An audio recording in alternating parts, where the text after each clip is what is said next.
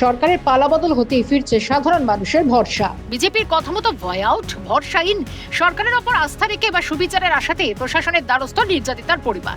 বেহালা সরসনায় কিশোরীকে গণধর্ষণের অভিযোগ ঘিরে চাঞ্চল্য। অভিযোগ ঘটনাটি ঘটেছিল চলতি বছরের 17 এপ্রিল, যখন রাজ্যে ক্ষমতায় ছিল তৃণমূল সরকার। সেই সময় প্রশাসনের ওপর আস্থা হারিয়ে চুপ ছিল পরিবার। অভিযোগ দায়ের করা সাহসও পাননি তারা। তবে বর্তমানে ডাবল ইঞ্জিন বিজেপি সরকার ক্ষমতা আসতেই বদলেছে পরিস্থিতি।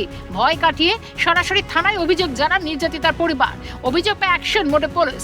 ঘটনায় গ্রেফতার একজন অভিযুক্ত। মঙ্গলবার সরসনা থানায় গিয়ে পুলিশের সঙ্গে কথা বলেন বেহালা পশ্চিমের বিধায়ক ইন্দ্রনীল খাঁ।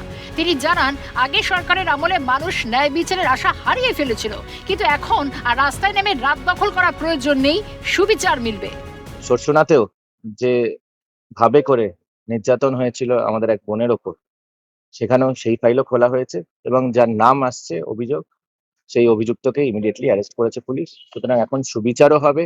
এখন আর বিচারের জন্য আমাদেরকে, সাধারণ মানুষ আমাদেরকে রাত দখল দিন দখল করার দরকার হবে না। এখানে পুলিশ প্রশাসন এখন সম্মানীয় মুখ্যমন্ত্রী মাননীয় শ্রী শুভেন্দু অধিকারী মহাশয়ের নির্দেশে প্রোঅ্যাক্টিভ হয়ে কোনো ধরনের রেপিস্ট, কোনো ধরনের গুন্ডা মাস্তান, কোনো ধরনের সোনা পাপ্পু, কোনো ধরনের কুন্তল শান্তনু, কোনো ধরনের এইসব বিভিন্ন যারা সব ছিল তৃণমূলের সব অ্যাসেটরা, যারা দিনের বেলা সিন্ডিকেট করে আর রাতের বেলা কেউ কসবা ল কলেজে, কেউ আরজিকর মেডিকেল কলেজে ধর্ষণ করে, সেই ধরনের জিনিস আর রেয়াত হবে না।